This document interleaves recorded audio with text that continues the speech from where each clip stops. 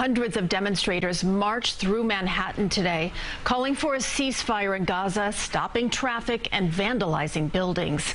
CBS 2's Bauman reports from Bryant Park.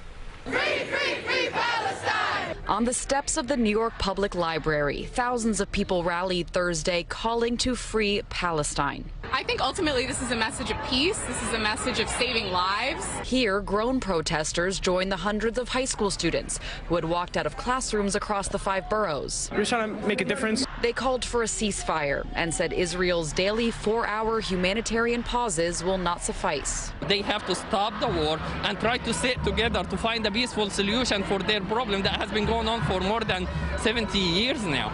The anger was palpable from these young adults who have been watching war unfold for the last 33 days. They need to stop bombing Gaza, period, point blank.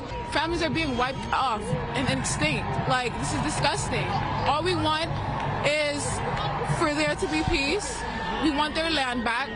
It was theirs before the Jews came. The messages stopped some commuters in their tracks, including Evan, who feels these students do not know what they say. I heard people chanting Intifada, Intifada, long live the Intifada.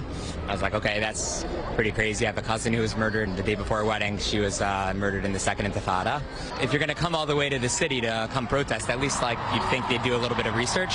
From Bryant Park, this crowd marched through Midtown, shutting down traffic and making their way to the New York Times building, where more demonstrators threw newspapers in the lobby and spray painted the front windows, as well as police cars.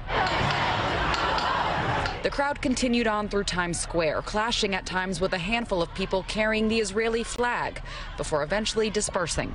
We know what's right, we know what's wrong, and we're in a dark place, and hopefully we have better light ahead.